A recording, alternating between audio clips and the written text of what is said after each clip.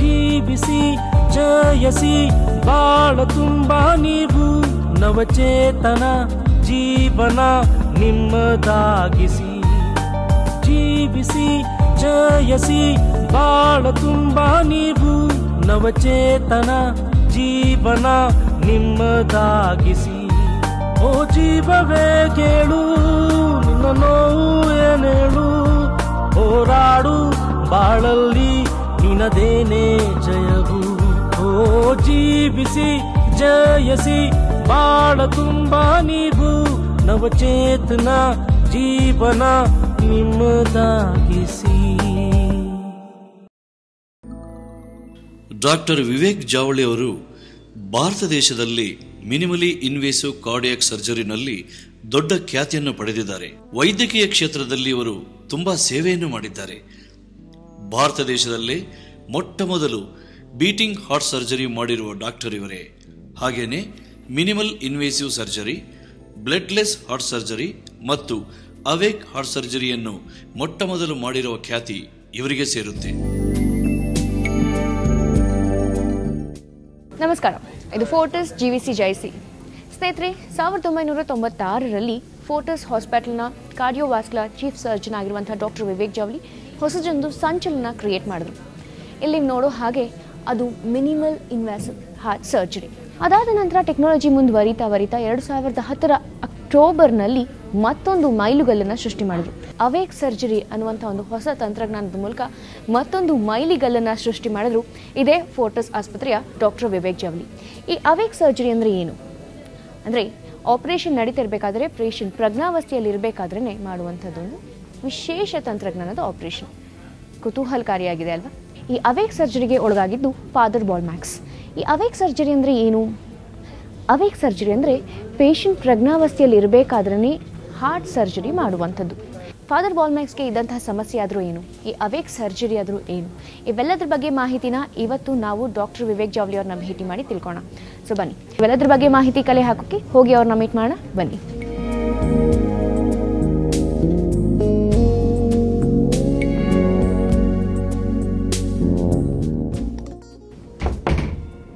Come in. Excuse me, doctor. Yes, Kavya. How are you, bete? Come. I'm fine. Nice to meet you again, doctor. Sit down.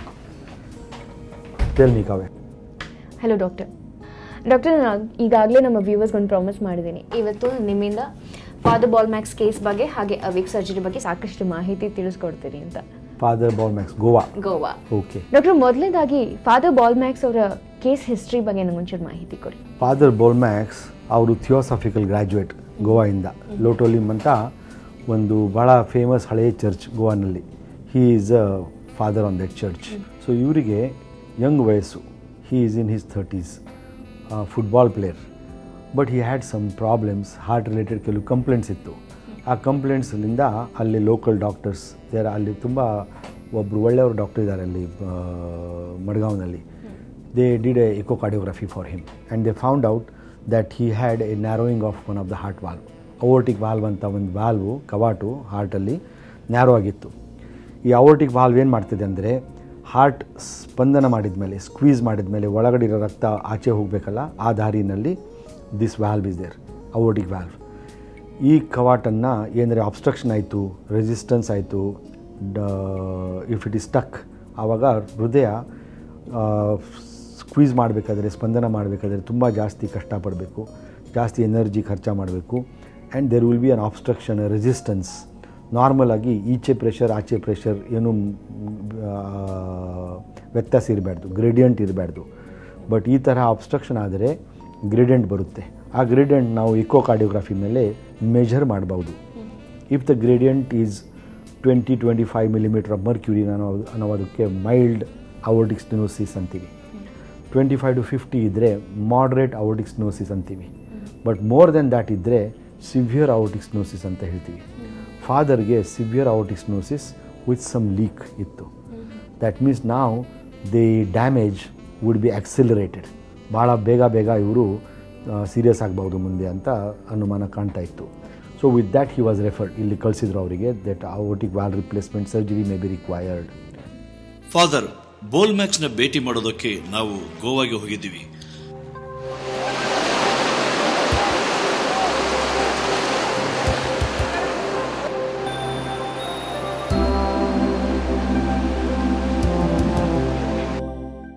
ಅವರು ಲೋಟಲಿಮ್ ಅಂತ ಒಂದು ಚಿಕ್ಕ ಗ್ರಾಮದಲ್ಲಿರೋ ಚರ್ಚ್ನಲ್ಲಿ father ಆಗಿದ್ದಾರೆ.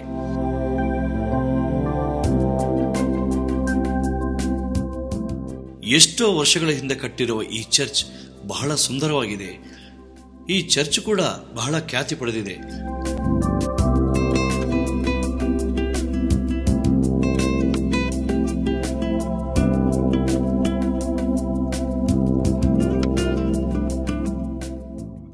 ಇವರಿಗೆ awake heart surgery ಆಗಿದೆ. ಆದರೂ ಸಹ ಇಲ್ಲಿ ನೋಡ್ತಾ ಇದ್ದೀರಾ, ಮಕ್ಕಳಿಗೆ ಅವರು ಫುಟ್ಬಾಲ್ ಟ್ರೈನಿಂಗ್ ಅನ್ನು ಕೂಡ ಕೊಡ್ತಾ ಇದ್ದಾರೆ.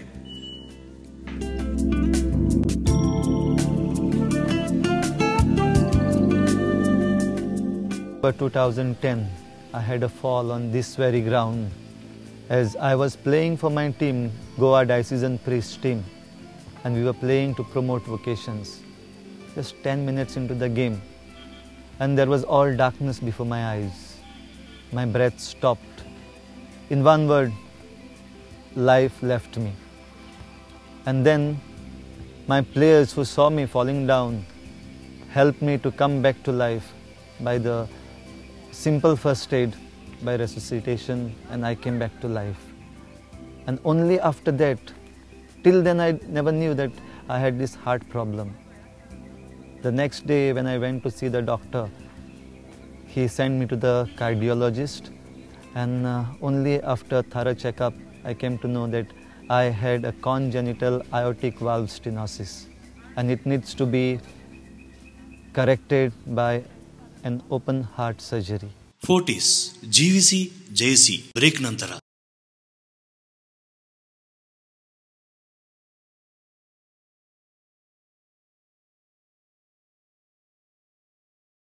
Fortis GVC JC.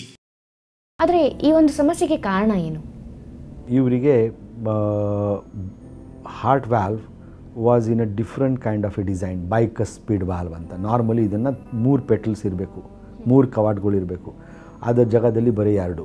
So the flow patterns are different. There is a turbulence, eddy currents. This eddy current, this turbulence will slowly thicken, ಲಿಫ್ಲೆಟ್ಸ್ನ ಥಿಕ್ಕನ್ ಮಾಡುತ್ತದೆ, ರಫ್ ಮಾಡ್ತದೆ. ಥಿಕ್ ಆ್ಯಂಡ್ ರಫ್ ಆದಮೇಲೆ ಅದರ ಮೇಲೆ ಕ್ಯಾಲ್ಶಿಯಮ್ ಬಂದು ಆ ಕ್ಯಾಲ್ಶಿಯಮ್ ಅಯಾನ್ ಜಮಾ ಆಗಲಿಕ್ಕೆ ಶುರು ಆಗ್ತವೆ. And what is like rose petal, ಹೂವಿನ ಥರ ಇರಬೇಕು, ಅದು ಕಲ್ಲಿನ ಥರ ಆಗಿಬಿಡ್ತದೆ. And his valve was damage, thickened, calcified, and it was severely obstructing the flow of blood. ಆಗಿದ್ದ ಕಾರಣದಿಂದ ಅವರಿಗೆ major risk was a sudden unwarranted death. ಇಂಥ ಪೇಷಂಟ್ಸಲ್ಲಿ ಒಂದು ಸರ್ತಿ ಚೆಸ್ಟ್ ಪೇನ್, ಗಿಡ್ಡಿನೆಸ್ ಈ ಥರ ಶುರು ಆದರೆ ದಿ ಭಯ ಏನಂದರೆ ಇವರಿಗೆ ಸಡನ್ ಅನ್ವಾರಂಟೆಡ್ ಅನ್ಎಕ್ಸ್ಪೆಕ್ಟೆಡ್ ಸಾವು ಆಗ್ಬೋದು ಅಂತ. So these patients have to be aggressively managed. That was Father's problem. Doctor, ಈ ಥರದೊಂದು ಸಮಸ್ಯೆ ಇದೆ ಅಂತ ಹೇಗೆ ಕಂಡುಹಿಡಿತಾರೆ? Chest pains many times they are very mild and people may not give credence. ಎರಡನೇದು ಸ್ವಲ್ಪ ತಲೆ ಚಕ್ರ ಬರೋದು, ಕೆಲವು ಸರ್ತಿ ತಲೆ ಚಕ್ರ ಜಾಸ್ತಿಯಾಗಿ ಬಿದ್ದುಬೀಳೋದು. And then the last is heart starts failing, muscles start getting stretched or very thick, and ಉಪ್ಸ ಬರಲಿಕ್ಕೆ ಶುರು ಆಗೋದು. ಉಪ್ಸ, ಬ್ರೆತ್ಲೆಸ್ನೆಸ್ ಬರ್ತಾ ಇದ್ದರೆ ಅದು ಭಾಳ ಲೇಟ್ ಸ್ಟೇಜ್. ಡಾಕ್ಟರ್, ಈ ಸಮಸ್ಯೆಗೆ ಸಿಂಪ್ಟಮ್ಸ್ ಏನು? ಯಾವ ರೀತಿಯಲ್ಲಿ ಫಾದರ್ ಬೋಲ್ಮ್ಯಾಕ್ಸ್ ನನಗೆ ಈ ರೀತಿಯ ಒಂದು ಸಮಸ್ಯೆ ಇದೆ ಅಂತ ಗೊತ್ತಾಯಿತು, ಅವ್ರು ಹೇಗೆ ಕಂಡುಹಿಡಿದ್ರು, ನಿಮ್ಮ ಹತ್ರಕ್ಕೆ ಬಂದರು?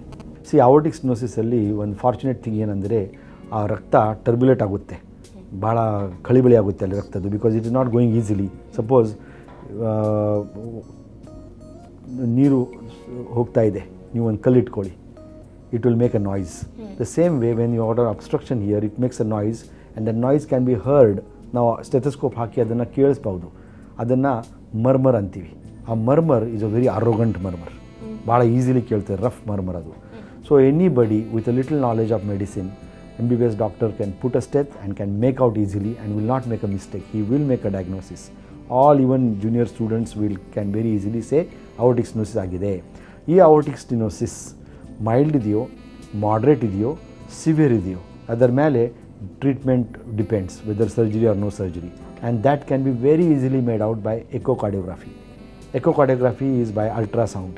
ಅಲ್ಟ್ರಾಸೌಂಡ್ ನಾನು ನಿಮಗೆ ಮಾತಾಡ್ತಾ ಇದ್ದೀನಿ, by sound waves. So it has no radiation, it has no damage to the body. Very good, safe, cheap and easily available investigations. ಗೋವಾನಲ್ಲಿ ಎಷ್ಟು ಕಡೆ ಈ ಮಷಿನ್ಸ್ ಇದ್ದಾವೆ. ಬ್ಯಾಂಗ್ಳೂರಲ್ಲಿ, ದಾವಣಗೆರೆಯಲ್ಲಿ, ಗುಲ್ಬರ್ಗ, ಬೀದರ್ ಎಲ್ಲ ಕಡೆ ಇಕೋಕಾರ್ಡಿಯೋಗ್ರಫಿ ಅವೈಲೇಬಲ್ ಇದೆ. So echocardiography can tell exactly what it is, how bad it is, surgery required, not required. So with a full diagnosis ಅವ್ರು ಬಂದರು ಇಲ್ಲಿ. आम्ही शेतकार आनी आमी सगळे शेताचो वार करतात आनी आमगे फॅमिली बरे भाशेन चलता हे शेत रोवन. आनी तेच भाशेन आतां म्हजो घरकार शेतांक वार करता. फादर तो फुटबॉल खेळोंक ग्रावंडार येयल्लो जाल्यार तो खेळटा गोळीन सकयल पडून अनकॉन्शियस जालो. आनी ते सगलो लोक येवन ताका हें केलो, हॉस्पिटलां वयलो. हॉस्पिटलां व्हरोन ताका ट्रिटमेंट करून ताजें हार्टाचें ऑपरेशन आहा म्हूण सांगलें. आमकां कांय खबर नासली हार्टा ऑपरेशन आहा वो कितें जालां. केन्ना तेश कोन्न दुयेंत जावं ना. जायत पाट ल्हान आसतना दुयेंत जाला, पूण हार्टा ऑपरेशन आहा म्हूण आमकां केन्ना खबर ना. मागीर म्हाका सांगलें तुगे पुताक हार्टा ऑपरेशन आहा, ताका ऑपरेशन करूंक जाय म्हूण. हांवें सगलो भावात देवाचेर दवरलो आनी हांवें उतर दिलें तागे बरे भाशेन ऑपरेशन कराय म्हूण. सगलो भावात देवाचेर दवरलो आनी आमी कांयच आमकां कसलें दूख जावं ना. म्हाका त्या दोतोराचें नांव सांगलें डॉक्टर जवली. ताणें तें ऑपरेशन करता आसतना ताणें बरे भाशेन तेजें ऑपरेशन केलें आनी जायते तेज्या बराबर डॉक्टर आसले. ताणें बी ताका बरे भाशेन तेजें ऑपरेशन केलें आनी आमी त्या सगळ्या दोतोरांचेर बरो भावार्थ दवरलो आनी ते बरें करतले म्हूण म्हाका फेथ जालो. आनी त्या फेथान देवानी तांकां आदार दिवन हें ऑपरेशन आमचें बरें जालें म्हूण हांवूय त्या दोतोरांक सगल्यांक काळजांतान तांकां देव बरें करूं म्हणटा.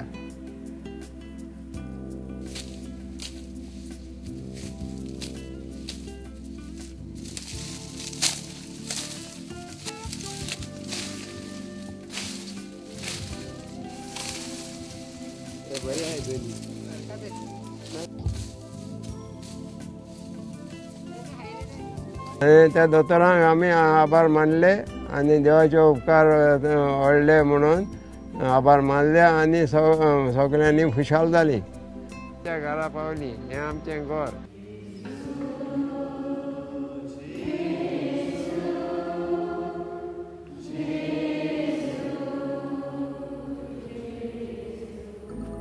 Hello, I am Father Balmex from Goa.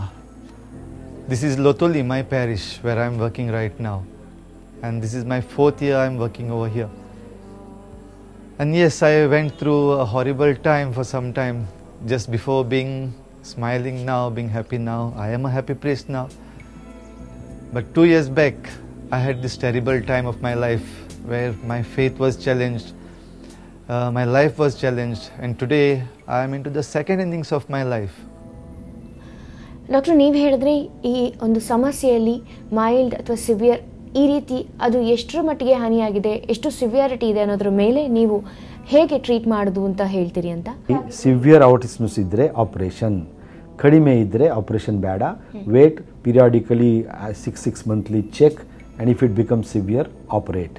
Okay, so medications ಯಾವ ರೀತಿ ತಗೋಬೇಕು? ಅದಕ್ಕೆ ಸಿವಿಯರ್ ಇಲ್ಲದೆ ಹೋದರೆ ಮೆಡಿಕೇಶನ್ಸ್ ಇಂದಾನೆ ಕ್ಯೂರ್ ಆಗುತ್ತಾ ಅಥವಾ ಅದಕ್ಕೆ ಬೇರೆ ರೀತಿಯಲ್ಲಿ ಯಾವುದಾದ್ರೂ? ಕ್ಯೂರ್ ಆಗಂಗಿಲ್ಲ. It is a progressive disorder. Okay, unless it is severe operation ಮಾಡೋದು ಜರೂರತ್ತಿಲ್ಲ. Because we don't know how long ಇದು ತೊಗೊಳ್ತದೆ, ಎಷ್ಟು ದಿವಸ ತೊಗೊಳ್ತದೆ ಗೊತ್ತಿಲ್ಲ. ಸೊ ಸುಮ್ಮನೆ ಅರ್ಜೆಂಟಾಗಿ ಮಾಡಿ ಜಿಂಗೋಯಿಸಮ್ ಮಾಡಿ ಆಪರೇಷನ್ ಮಾಡೋದು ಸರಿ ಇಲ್ಲ. ಸೊ ಇಂಡಿಕೇಶನ್ಸ್ ಫಾರ್ ಆಪರೇಷನ್ ಯಾರಿಗೆ ಮಾಡಬೇಕು ಯಾರಿಗೆ ಮಾಡಬಾರ್ದು ಎಕೋಕಾರ್ಡಿಯೋಗ್ರಫಿ ಮಾಡಿದರೆ ಗುರ್ತಾಗುತ್ತೆ. Anybody having severe aortic stenosis operation is open heart surgery. ಒಳಗಡೆ ಇರೋದು ವಾಲ್ನ ತೆಗೆದ್ಬಿಟ್ಟು ಅಲ್ಲಿ ಆರ್ಟಿಫಿಷಿಯಲ್ ವಾಲ್ ಹಾಕೋದು. ಫೋರ್ಟಿಸ್ ಜೀವಿಸಿ ಜಯಿಸಿ ಬ್ರೇಕ್ ನಂತರ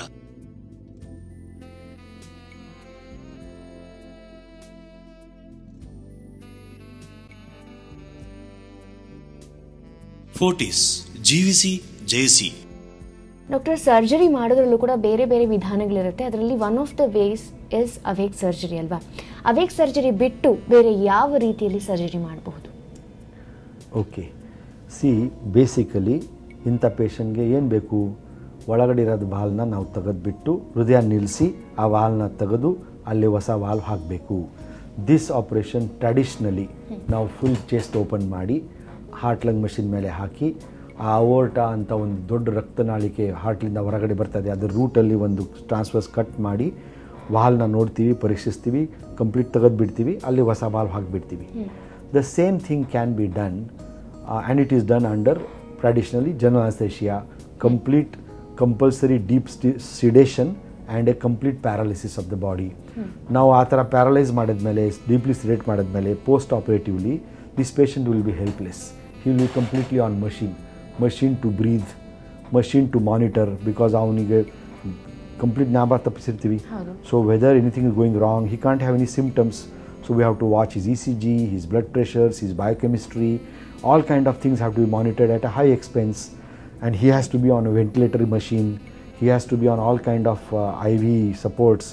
So mistakes can happen, there could be side effects, but ಈಚೆ ಲಾಸ್ಟ್ 10 ವರ್ಷದಿಂದ ನಾವು ಕೆಲವು patients which are straightforward, ಇದು ಅವೇಕ್ ಸರ್ಜರಿ ಮಾಡ್ತಾ ಇದ್ದೀವಿ, without general anaesthesia, without tube in the throat, without ventilatory support, without respirator machine. ಇದರಲ್ಲಿ ನಾವು spinal anaesthesia ಕೊಡ್ತೀವಿ ರೂಟ್ ಆಫ್ ದ ನೆಕ್ಕಲ್ಲಿ, ಆ್ಯಂಡ್ ಕಂಪ್ಲೀಟ್ ಚೆಸ್ಟನ್ನ ಬಧೀರ್ ಮಾಡಿಬಿಡ್ತೀವಿ, ಸಂವೇದನಾಹೀನ ಮಾಡ್ತೀವಿ, and so it is painless, patient is awake. ಇಂಥ ಪೇಷಂಟ್ಸ್ಗೆ after operation they can immediately start eating, drinking, because ನಾವು ಟ್ರೆಕ್ಯೋಇಸೋಫೇಜಿಯಲ್ ರಿಫ್ಲೆಕ್ಸಸ್ನ ಏನು ಡಿಸ್ಟರ್ಬ್ ಮಾಡಿಲ್ಲ. ಸೊ ದೇರ್ ಅವ್ರದ್ದು ಪೋಸ್ಟ್ ಆಪರೇಟಿವ್ ಸುಧಾರಣೆ ಏನಿದೆ, ಪೋಸ್ಟ್ ಆಪರೇಟಿವ್ ರಿಕವರಿ ಏನಿದೆ, ಭಾಳ ಫಾಸ್ಟ್ ಆಗ್ತದೆ. ಫಾಸ್ಟ್ ಟ್ರ್ಯಾಕಿಂಗ್ ಅಂತೀವಿ ಅದಕ್ಕೆ ನಾವು. Immediately by the same the moment they arrive in intensive care, they can start eating, drinking. By evening they can start mobilizing, and they will be back and up and around much faster. Then any iatrogenic accidents, complications, machines linda tondre agadu aw chances alla kadime agtave. Respiratory infection because of artificial breathing, those chances will be very less and nil. So it's effective way of treating. Then on the same way, instead of cutting completely, we can do a minimally invasive surgery, small incision. So father ball max ಗೆ ನಾವು ಏನು ಮಾಡಿದ್ದೀವಿ ಅಂದರೆ small incision, minimally invasive, awake aortic valve replacement. ನಿಮ್ಮ career ಬಗ್ಗೆ ಒಂದು personal question doctor. ನೀವು way back in 1999 first surgery ಮಾಡಿದೆ ಅಂತ ಹೇಳಿದ್ರಿ. ಸೊ ಮೊದಲನೇ ಸಾರಿ ಅವೇಕ್ ಸರ್ಜರಿ ಮಾಡಿದಾಗ ನಿಮ್ಮ ಮನಸ್ಥಿತಿ ಹೇಗಿತ್ತು? Not much of A problem. C, before doing anything new, lot of homework, ಬಹಳ ತುಂಬ ಜಾಸ್ತಿ ಹೋಮ್ವರ್ಕ್ ಆಗಿರ್ತದೆ. ಟೀಮ್ ಮೀಟಿಂಗ್ಸು, ನಾವು ಅದರ ಮೇಲೆ ತುಂಬ ಚರ್ಚೆ ಮಾಡಿರ್ತೀವಿ, ಲಾಟ್ ಆಫ್ ಲಿಟ್ರೇಚರ್ ಎಲ್ಲ ನೋಡಿರ್ತೀವಿ, and the whole game plan ಒಂಥರ ನೀವು ರಿಹರ್ಸಲ್ ಮಾಡ್ತಿರಲ್ಲ ಆ ಥರ ಎಲ್ಲ. So there is not much of an anxiety. Actually ಈ ಥರ ಡ್ರಾಮೆಟಿಕ್ ಆಗಿ ನಾವು ಯೋಚನೆ ಮಾಡ್ಬೋದು, ಇವ್ರು ಇಷ್ಟು anxious ಇರಬಹುದು ಅಂತ. ಹಾಗೇನು ಇರೋಂಗಿಲ್ಲ. Actually we exactly know what we are doing and what we expect to do. We did it 1999 first time. ಅಲ್ಲಿಂದ ಇಲ್ಲಿ ತನಕ ನಾವು ಆಲ್ಮೋಸ್ಟ್ 1000 ಕೇಸಸ್ ಆ ಥರ ಮಾಡಿರಬೇಕು. It has been a very smooth journey, very gratifying journey, very less complications we have faced. Success rate has been tremendous. We got also a lot of recognition because of that. But now it is routine. Actually ಈಚೆ ಒಂದು old patient, very severe artery stenosis, 3 vessel disease, 3 coronary arteriesಗೆ bypass ಬೇಕಾಗಿತ್ತು, heart ಸ್ಪಂದನ ಶಕ್ತಿ ತುಂಬ ಕಡಿಮೆ ಇತ್ತು, diabetes ಇತ್ತು, lungs were very bad, asthma ಇತ್ತು, and there was something called myasthenia gravis, thymus ಗ್ಲ್ಯಾಂಡಲ್ಲಿ ಒಂದು ಟ್ಯೂಮರ್ ಇತ್ತು. ಅವರಿಗೆ we did an aortic valve replacement, multi vessel bypass, awake ಮಾಡಿದ್ವಿ. ಚೆನ್ನಾಗಿದೆ. Is old man, first class ಆಯಿತು. ಓಕೆ, ಸೊ ಸಕ್ಸಸ್ ರೇಟ್ ತುಂಬ ಜಾಸ್ತಿ ಇದೆ. ತುಂಬ ಜಾಸ್ತಿ ಇದೆ. ಡಾಕ್ಟರ್, ನೀವು ನಿಮ್ಮ ಕೆರಿಯರ್ ಗ್ರಾಫ್ನ ನೋಡ್ತಾ ಹೋದರೆ ಸಾಕಷ್ಟು ವಿಷಯಗಳಲ್ಲಿ ಪಾಯನೀರ್ ಆಗಿದ್ದೀರಾ, ತುಂಬ ಎಕ್ಸ್ಪೀರಿಯನ್ಸ್ಡ್. ಸೊ ನೀವು ನಿಮ್ಮ ಪೇಷಂಟ್ಸ್ನ ಹೇಗೆ ಟ್ರೀಟ್ ಮಾಡ್ತೀರಾ, ನೀವು ನಿಮ್ಮ ಹಾಸ್ಪಿಟಲಲ್ಲಿ ಡೈಲಿ ರೂಟೀನ್ ಹೇಗಿರುತ್ತೆ ಅಂತ ತಿಳ್ಕೋಬೇಕು ಅಂತ ಆಸೆ. ಸೊ ವಿತ್ ಯುವರ್ ಪರ್ಮಿಷನ್ ನಿಮ್ಮ ಕ್ಯಾಬಿನಲ್ಲೇ ಈ ಇಂಟರ್ವ್ಯೂ ಕಂಟಿನ್ಯೂ ಮಾಡೋಣ. Thank you doctor. The preparation for the operation from the part of the doctors, that is the psychological preparation, was very good. It not only gave him the confidence, it also gave me the confidence that we are in safe hands. The doctors are expert in this field. The technology is also, the explanation of the technology was also very appealing. So that preparation was also a big help to face the situation, to come out of that fear and anxiety. Also we used to talk a lot, and I used to ask him, how you are feeling, are you frightened? And then he would say that doctors has made him feel that it is operation which is like a visit to maybe a supermarket where you will see many things and come back home. So simple, it is so simple, so it has to be so relaxed. That is what he said. Accompanying Bolmax for the operation, I went through some anxiety, some fear, being the only person accompanying him and being responsible before his parents, being responsible for him before the diocese, the fear of how things would happen, and in case of any serious situation, how I would make those decisions.